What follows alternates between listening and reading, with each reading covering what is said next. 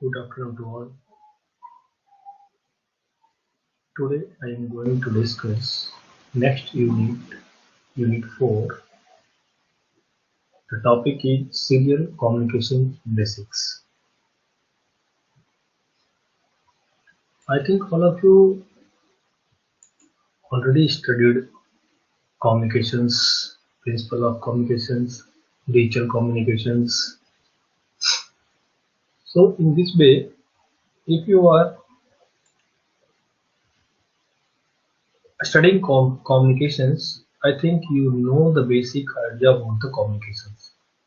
So I'm starting from the basics and then I will go in the detail. Now the first of all is what is communications? First we will see the communications,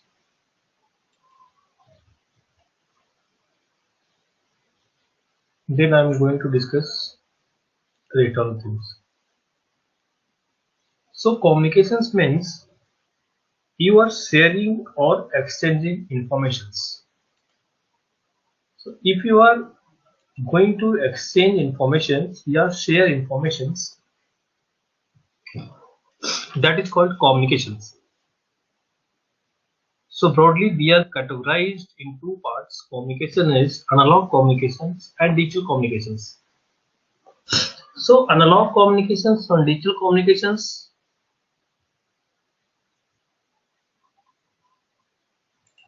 So in analog communication, what will cover, and in digital communication, what will cover. Now, what is analog communications and what is digital communication? So communication will be divided in two parts. First is analog, and second one is digital. So what is the difference between two analog and digital communications? In analog communications,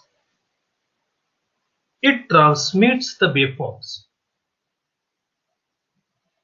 as like in radio. But in digital communications, it transmits the bits either 0 or 1. This is the basic difference in analog communications and digital communications. So in analog communications, you can see in the light signals, electrical signals, speech signals. In these signals, we are transmitting the waveforms directly. You can see in the electrical signals, for household appliances, we are using that. This comes under the analog signals. Now comes the digital part. We in digital communications, we are transmitting the bits 0 or 1. So let us consider in mobile phones when you're texting a message. That is in digital communications. Just now I'm taking the lectures. This is the digital communications. Video conferencings. If you are writing email to someone, so that is in digital communications. It means that you can broadly, you are using the digital communication in computer related areas. So now in this section we are going to discuss digital communication, not analog communications.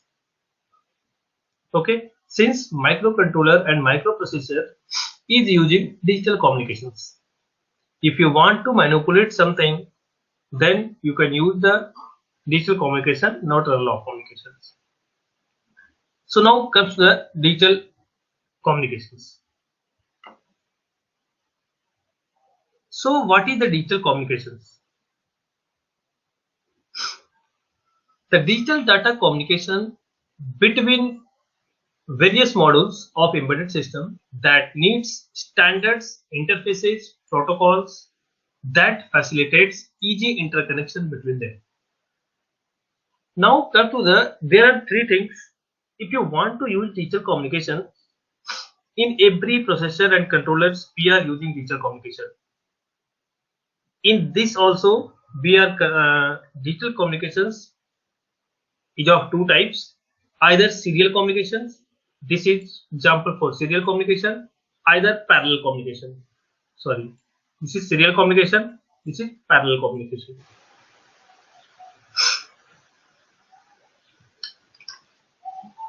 So in any microcontroller, we are using serial communications transfers.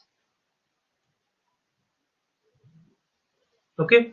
So for transferring the data, it means that you have required one receiver, one transmitter, and some data. So some rules are made for the receiver, some rules for made of for transmitter, and some rules for selecting the data.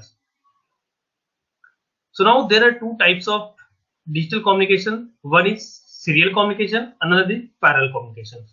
Now where you are using the serial communication and where you are using the parallel communications.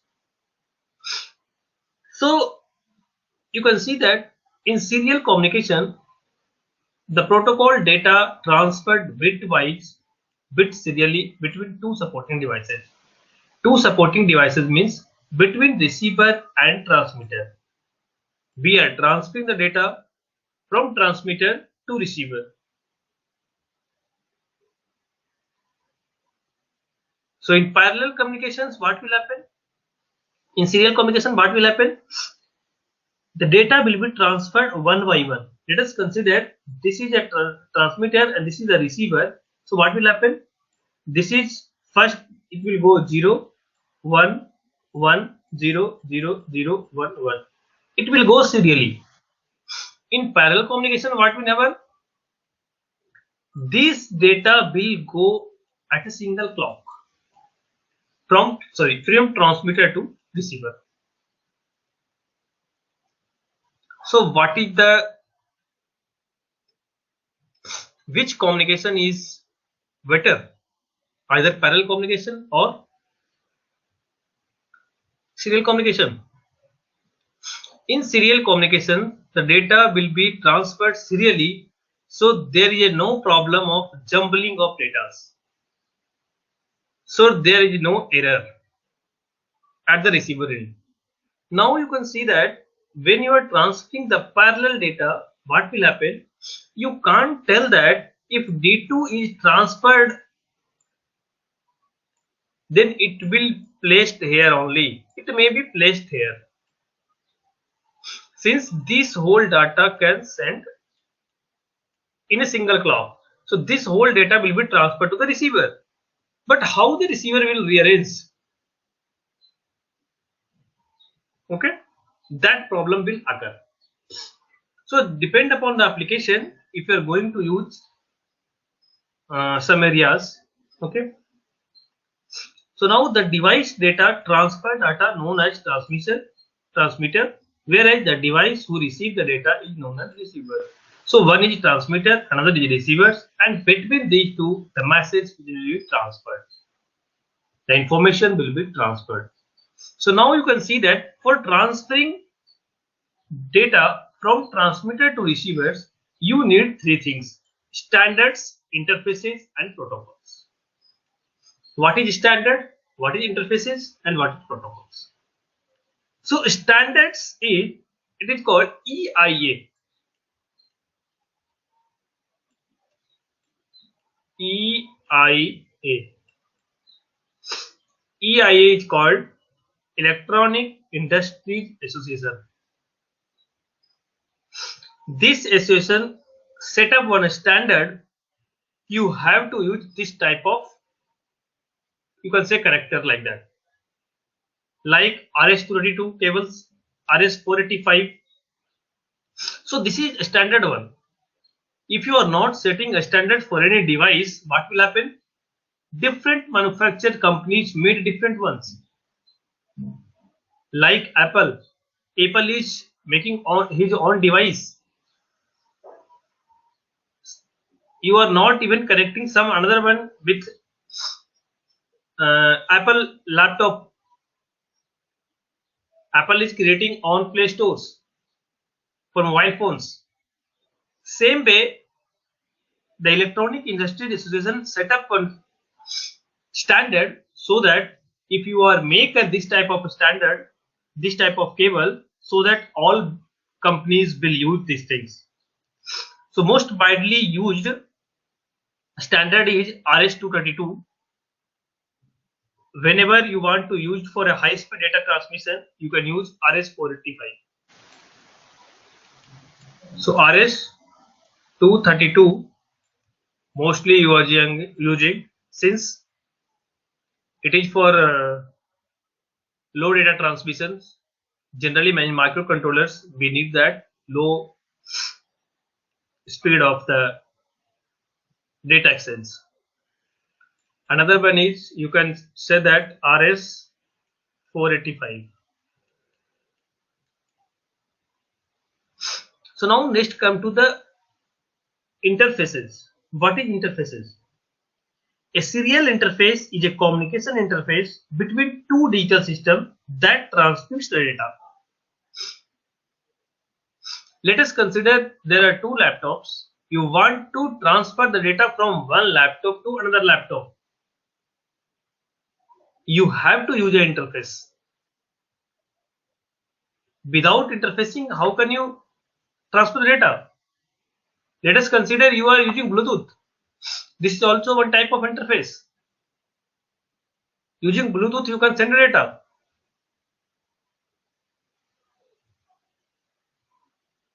So interfaces is required. The next is protocols. Protocols is also required. What is protocols? Protocols is rules. What is the medium for transferring the data? In how many ways we can transfer the data? That is called protocols. So there are so many protocols are there. That is called CAN protocol, CAN,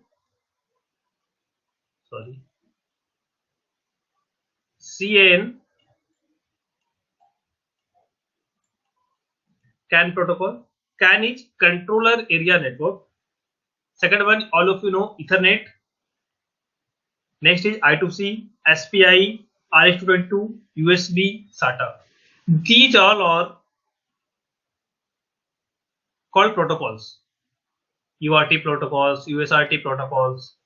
These different protocols we will study in the next sections. Okay. So this is the idea behind the communication. So now,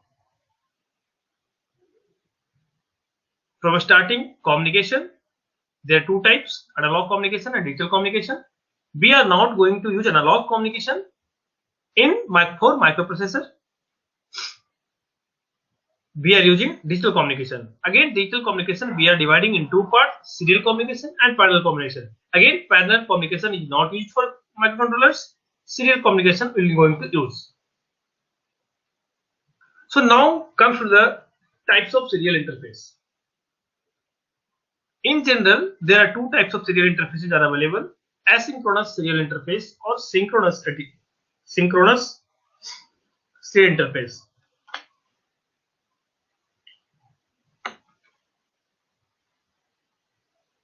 So now the problem is the key issue that protocol must address: how the receiver assumes that transmitter has sent a data. The problem number one is receiver को कैसे पता चलेगा कि transmitter ने data send कर दिया. Second one is what is the bit order, whether LSB sent first or MSB sent first. We have to fix that. When to look at the channel for availability of the data. On the channel when the data is available, when you can transfer the data. Let us consider if we are talking about the sensors. Sensor is always giving the inputs. Sensor is always sensing. When it is on, it is sensing. So data is given continuously. But we are not going to take that input always. Why? Whenever you have to require that input, you have to use. If there is no use, why should I take the input? So for that purpose, we have to set that when you have to collect the data, when you have to collect the input. The next is mechanism to know in data transmission. When the data is transferred, how we can stop that? How the processor knows the data will be sent? You have to send some signals, you have to send some interrupts. So for any type of interface, we are discussing these four things. Okay. So next is asynchronous serial interface and synchronous serial interface. Now come to the asynchronous serial interface. What is the meaning of asynchronous? In asynchronous serial interface, receiver checks for the start bit and begins retrieving the data at regular intervals with prior agreement on data transfer rate between the receiver and transmitter. You can see that in asynchronous data transfer, what will happen? One start bit is there, one stop bit is there. When a start bit, you are sending a start bit, it means that it is ready for transfer the data. Another is stop bit. When you are using a stop bit, it means that the data will be ended. All data will be transferred. Now this is the 8-bit data. Between start bit and stop bit, what data is there. Now one is parity bit. What is the use of parity bit? All of you using the parity bit. Also in digital circuit you have studied parity checkers. So parity bit is added to a block of data for error detection purpose. Now let us consider you are sending data here, Manish.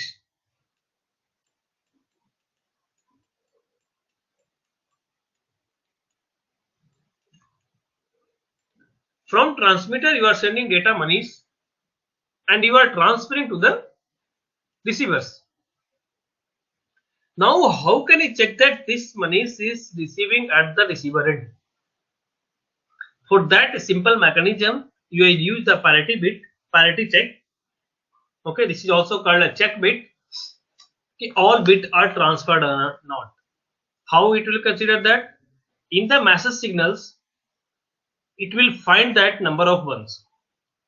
If number of ones is even, so at the end also the message the number of ones is even.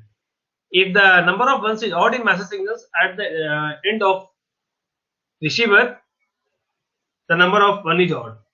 That is also called as even parity and odd parity. So with the help of even parity and odd parity, we check that number of ones. According to number of ones, we can say that whatever I am sending the data, that will be fine. This is one way to find the error. So now the next is the data transfer rate between transmitter and receiver is known as baud rate. Baud rate is defined. Baud rate is necessary. Baud rate. At what rate you want to transfer the data? Let us consider one is USB 2.0 and USB 3.0. If USB 2.0 and USB 3.0, the data rate will be different. How? Why? So that depends upon the baud rate. So for every device, for every transmitting signals, receiver signals, you have a fixed baud rate.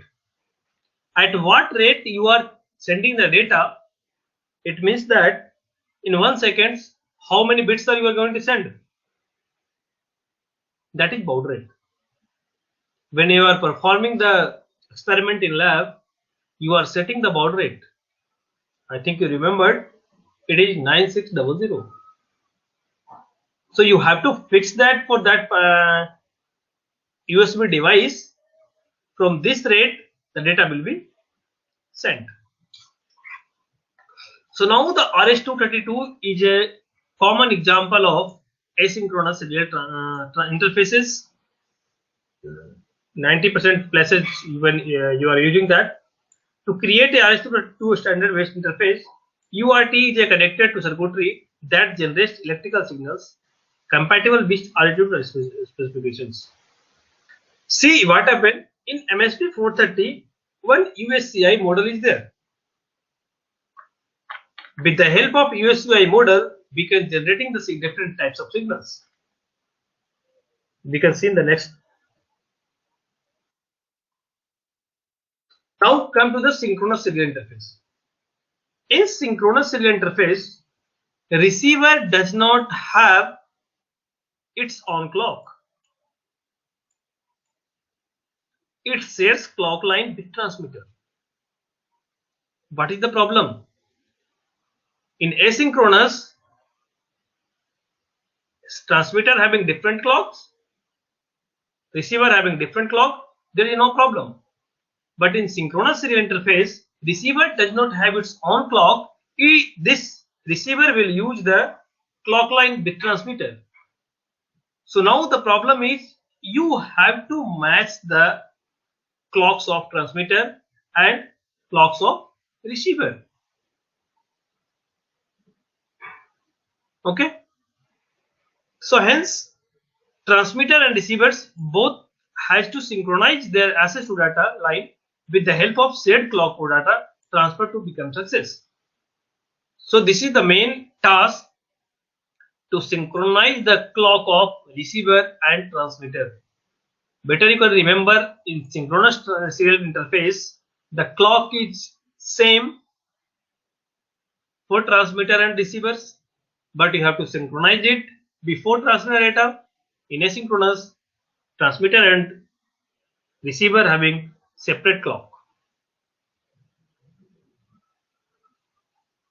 So SPI and I2C are examples of synchronous serial interface. SPI and I2C are examples. Both you have to study. So SPI, it means that serial peripheral interface, and I2C, it means that inter-integrated circuit. So what is SPI?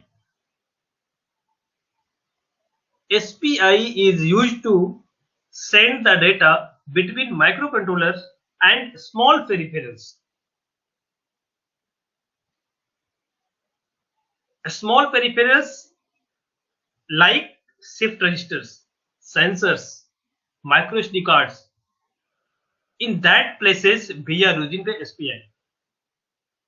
Where in I2C, inter-integrated circuit, the data is transferred bit by bit along single wire. See, in I2C there are single wire or two wire are there.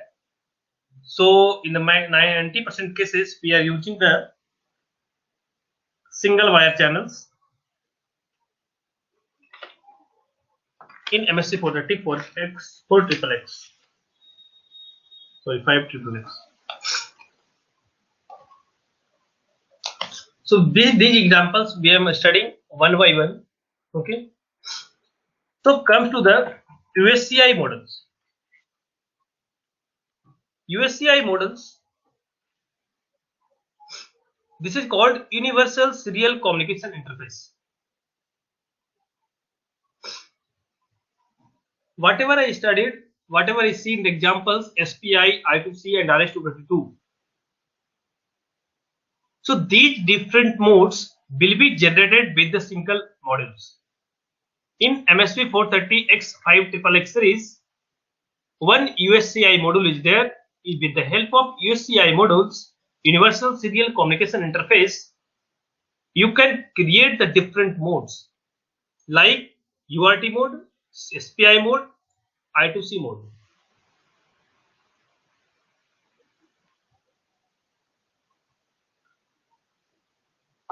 So come to the next part. What is USCI model? First we will see that USCI. So USCI,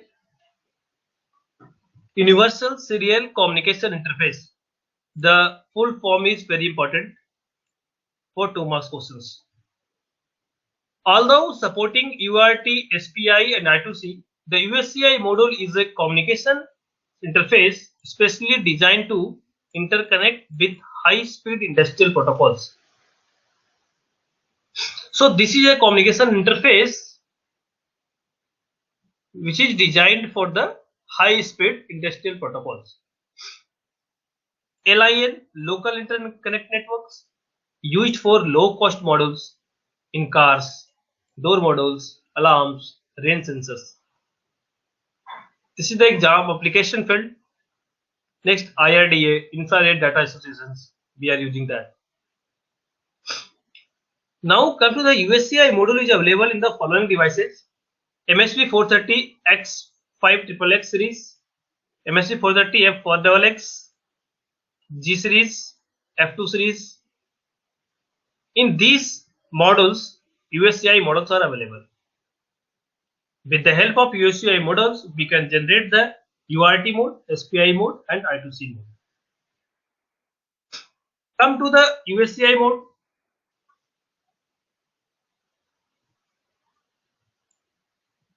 This is called USCI model features, or it supports. It supports low power operating modes. All of you know that MSP 430 is famous for low power operating modes. So this also USCI models it also supports low power operating modes with auto start. What is the meaning with auto start? Let us consider if you want to transfer the data with any interfaces like SPI, I2C and UART mode. So what will happen? Consider one system. That system is connected with a sensors. Sensor takes the input and fed it to the controller. Now let us consider I am asking that at 9:15 it will capture the data. At 9:20 it will capture the data. It means that from 9:15 to 9:20 between 5 minutes the device will be in sleep mode. Whenever the time clock reaches to the 9:15, just he backups and he will capture the input. He will give to the microcontroller. In this way, we can save the powers. Now, in the USCI models, there is two parts. That is USCI-A and USCI-B. USCI-A supports UART and SPI. USCI-B it supports the SPI and I2C. So USCI block is there. We can produce the two parts. Upper part is A and lower part is B. We can say in the next slides.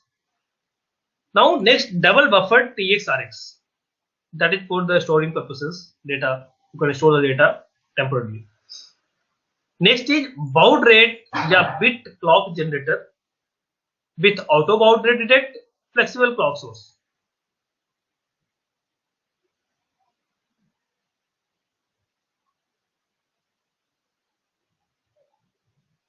Next is RX glitch suppressions. DMA enable RX glitch suppressions. What is RX glitch suppressions? See that glitch is unnecessary signals. So if you are sending the data from transmitter end, at the time of receiving, it may be you can get a noise also. So you have to separate it. You have to suppress the noises. That is called RX glitch suppressions. Next is DMA enabled direct memory access enables error detections with the help of parity bit checker. Now baud rate or bit clock generators. We'll see in the next slides what is there. This is the USCI block diagrams. Now I already discussed that the USCI is divided in two parts, that is USCI-A and USCI-B. USCI-A is used for UART, SPI and IRDA. USCI-B module supports SPI and I2C. So whenever you want to use SPI, you can use either any one of two. If you want to use I2C protocol, you have to use the USCI-B. If you want to use UART or IRDA, you have to use USCIA. Now you can see that in this USCIA block, there are 3 different clock sources are there. Same different clock sources are also available for the USCIB. SM clock, A clock, UCAX clock, UCBX clock.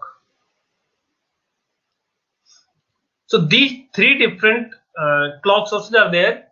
If you want to use any one clock source according to the requirement, so with the help of any clock we can run the USCI models. Now come to the both are serial interface, so the data will be transferred in the serial interface mode. Now next put the baud rate generator. If you want to transfer the data, you have to generate the baud rate, you have to fix the baud rate. So whenever doing practical in lab, you are seeing that there are 2-3 baud rates are given. You are selecting any one. Okay. So what is baud rate generator? The baud rate generators, it is a clock generator which is used to determine the rate at which data is transmitted by the USCI models. So baud rate generator is deciding that what is the transfer rate, what is the data transfer rate. Let us consider generally we are using the 9600 for microcontrollers. So what is this? What is the meaning? It means that in 1 second it will send 9600 bits data. Means 9600 bits per second. So this is baud rate generators.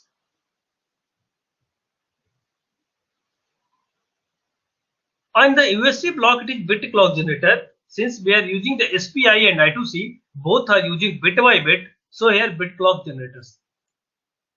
In UART, you can using the groups of data. So that's why baud rate generator is a bit clock generator. This is also generating the. It is used to generate the clock signal. Simple in that case. So in this way, we can see that